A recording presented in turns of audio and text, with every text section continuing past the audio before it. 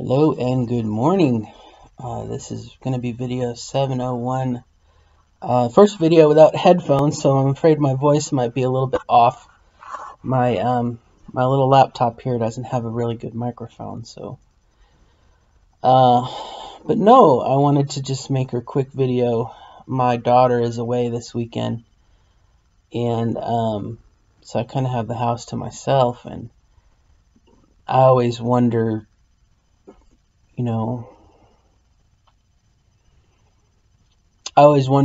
what life is going to be like in some 5 years, or 4 years now, really, when my daughter is graduated high school, and if she decides to go off on her own, and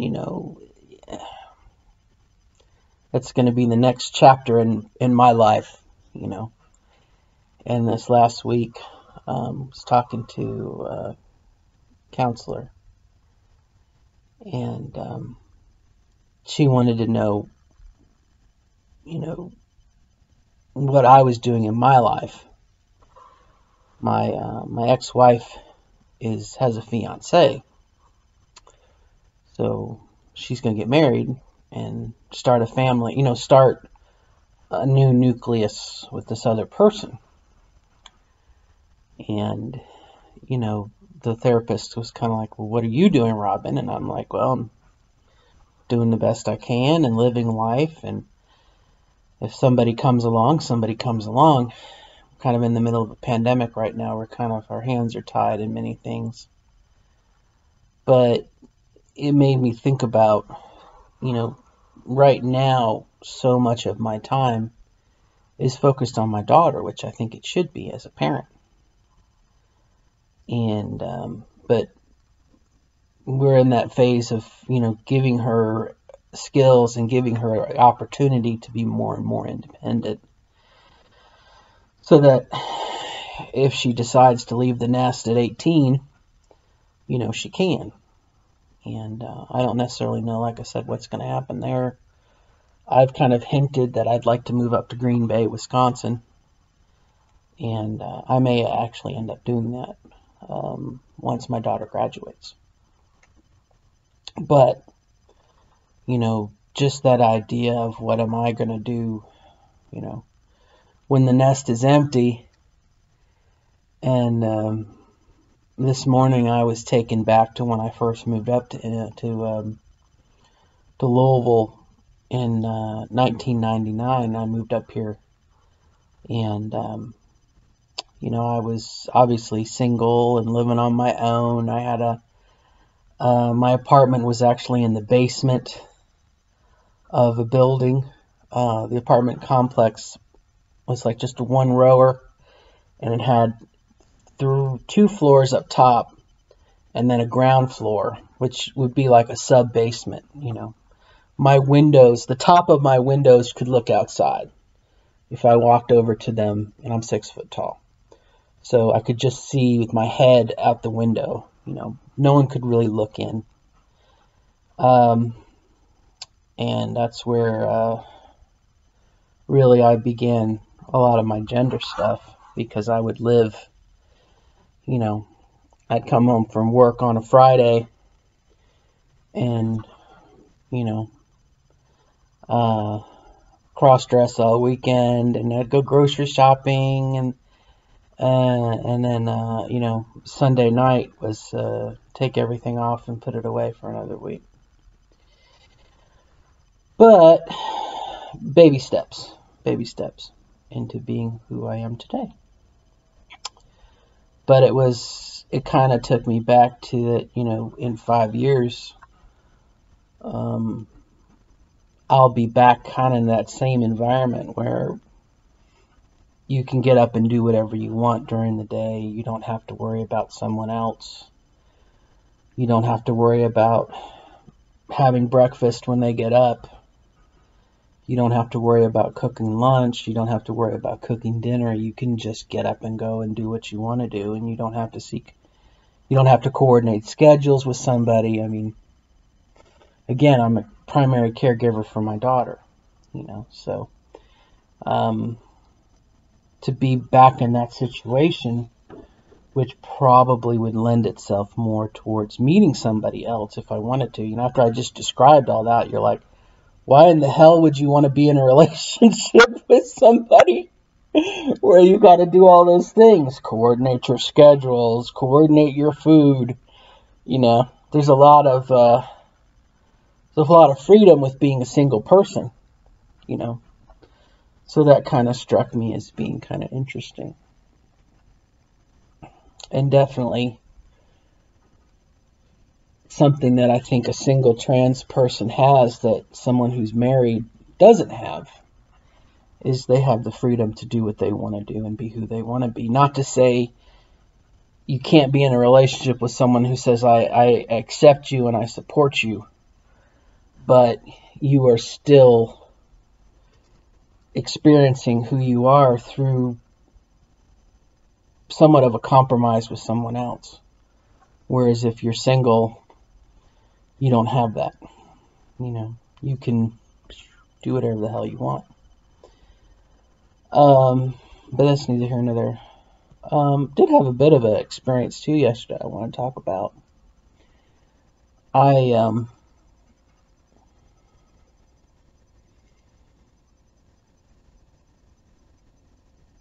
went to, trying to set this up mentally. As I've mentioned before, I think I'm going to meet my future husband doing something, whether it be something druidish, it's going to be something gaming related or something. But I went to the Warhammer store yesterday, which is a potential place where I could meet my husband, gaming or whatnot.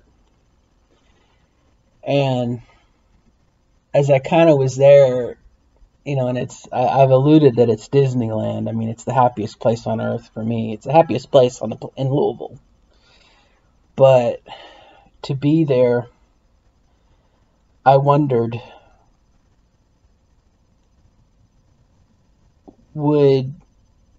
at what point when you're with a group of people, at what point does one person look at another person and say they're more than an opponent, they're more than a player, they could be a potential life partner, if that makes any sense? And when we play Warhammer Fantasy or 40K, usually you're against someone else or a team. I've been in a 8-player game that lasted forever, but it was fun. It's 4 of us on a side, 4 versus 4, and it was a lot of fun, but it was very confusing. Anyway, at what point does the other person look at you and say, oh my gosh,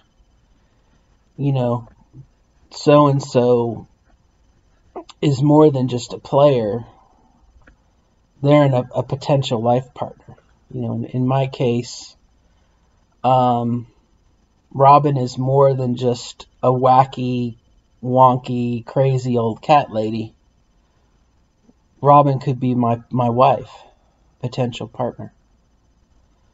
And I guess that's true in anything. Stereotypically, the way I was raised, not very well. Go to the bar and you flirt or whatnot, and I guess that's more like a meat market. But again, at what point do we look at someone differently? And it's almost like a storybook romance where it's like 2 people can be in each other's orbit for years, and then one day it's like look right under your nose, there's someone who you get along with, you're friends, you can joke with, you're respectful of each other. It like takes that relationship in a different direction, or it elevates it or it changes it more into a romantic. You know, I'm not naive enough to believe that I'm going to be head over my heels in love with someone, or vice versa, which probably is a very pessimistic view.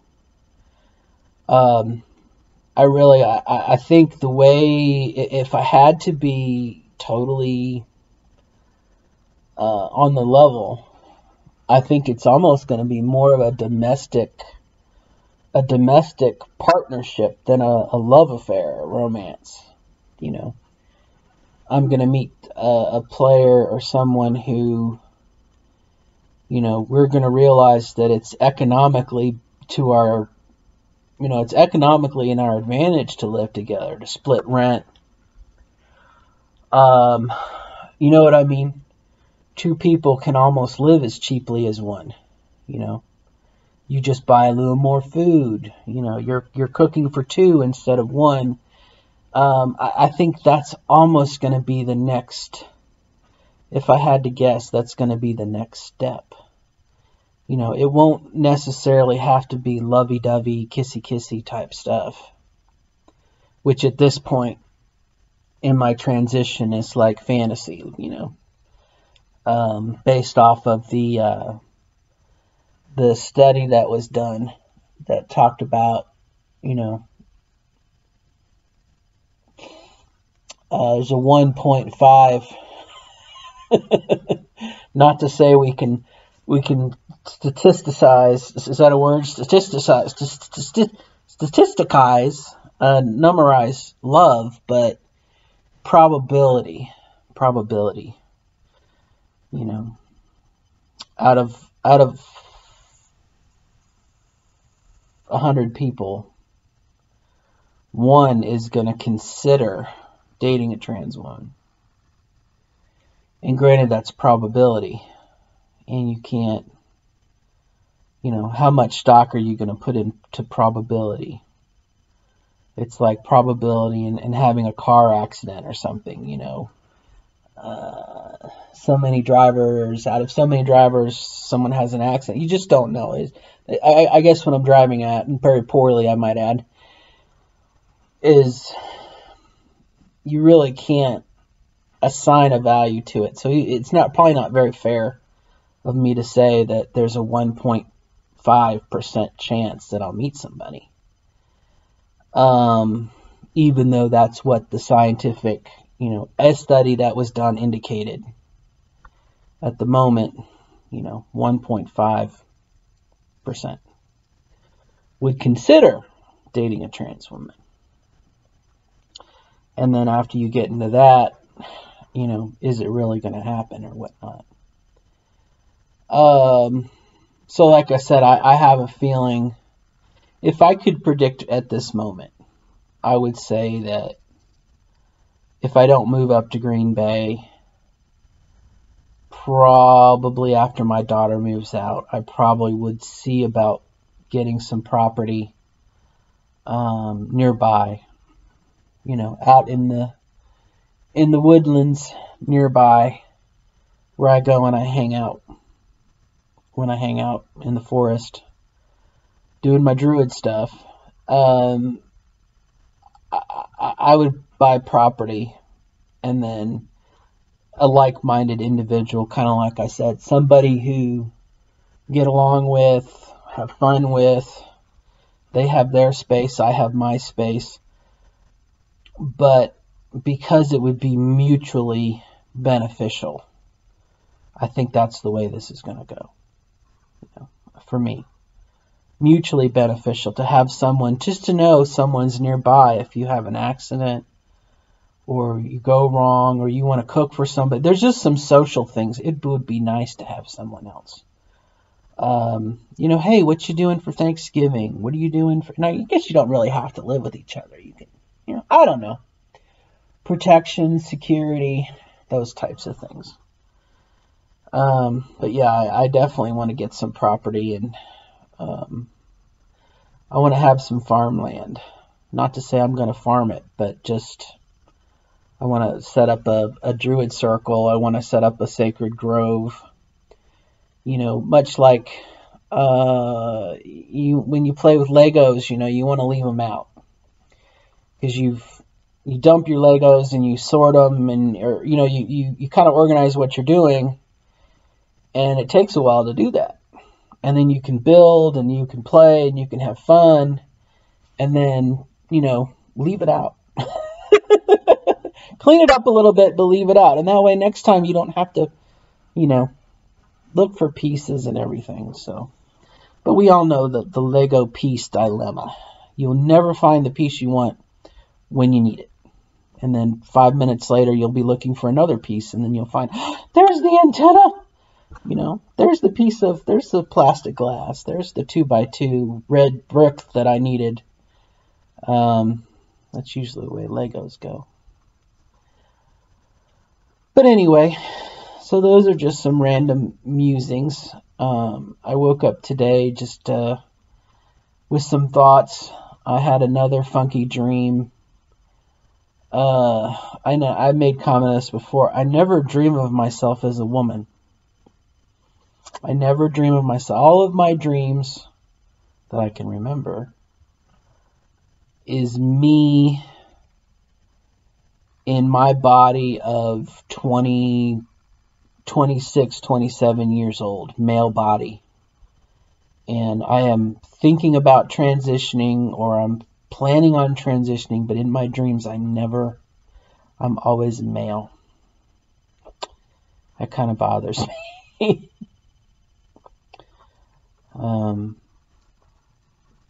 I remember reading in the Bible about when you go to heaven, if you go to heaven, you're living in your soul body. You don't have a gender, you don't have male or female, and I kind of think that sucks. I kind of like to envision an afterlife where you could be whatever you wanted to be,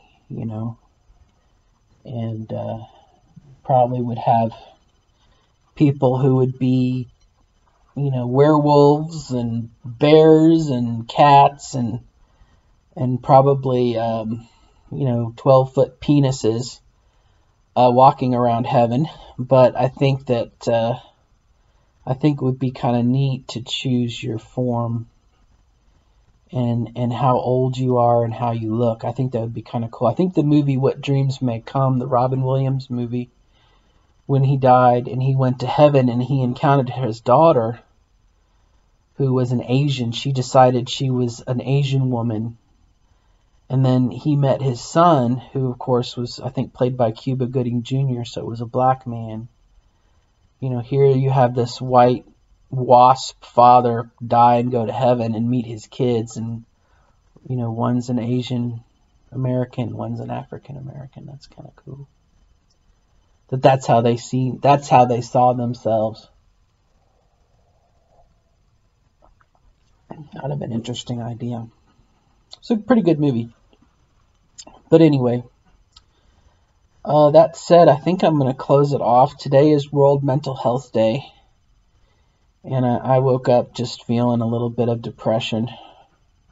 A little pocket that I kind of sidestepped and kind of talked myself out of. Lots of blessings. But anyway, that's my video for today. I hope all is good near you. As I always say, I wish you the best of luck in becoming your authentic self as you define it. Don't let anyone tell you, if you want to, what the fuck, it's your life. I would encourage you not to let other people tell you what to be, but it's definitely part of the transition process, is finding out what you like and what you don't like. We've had years and years and years of wanting to do things that we couldn't because we were told that's what boys do, that's what girls do. And we have this opportunity to figure out what we like. It's kind of funny to me, especially now that I don't have any estrogen in me.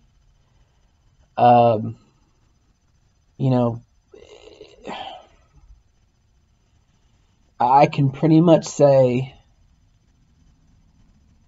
I feel today the way maybe that's why my dreams are of me when I'm in my 20s. But I don't feel like anything's changed. You know, visually I have longer hair, I have a little bit of boobies, and I get to wear a skirt to work. But I'm still the same person. And that's something that I saw an internet meme someone had posted about. They were a girl, but they were born with a birth defect that only surgery could get rid of and hormones could address. And it's kind of a clever idea. But to me now, like I said, I don't feel like... I don't know, maybe now I have the latitude to do what I want to do. As a 49-year-old trans woman, I have the latitude to do what I want to do. You know, if I wanted to go put on a dress, I could. If I wanted to do the hyper feminine things, I could. But I almost wonder if that whole thing is somewhat of a fallacy. We can always, especially nowadays, we could probably do whatever the hell we wanted to do. And maybe that's a credit to the way our society has opened up and widened up a bit. I think we've had just some maturity with people, as well as living in an environment that fosters inclusion and diversity. I think that's amazing. I won't get too political, but I think if we have another term of President Trump, I think it's going to swing in the other direction, because they're going to overturn Roe versus Wade. They're going to overturn same-sex marriage, or try. Let me rephrase that. They're going to try to overturn Roe versus Wade. They're going to try to overturn same-sex marriage. They're going to try to. They've to take away trans rights. I mean, it's kind of maddening to have so much progression and love and collaboration, and then to have someone whose their whole goal is just to tear it down. And it's kind of sad. It's kind of sad. But I almost wonder if, even if that is the case, if we're subjected to another 4 years of it. You know, in some respects, once the cat's out of the bag, you can't get it back in.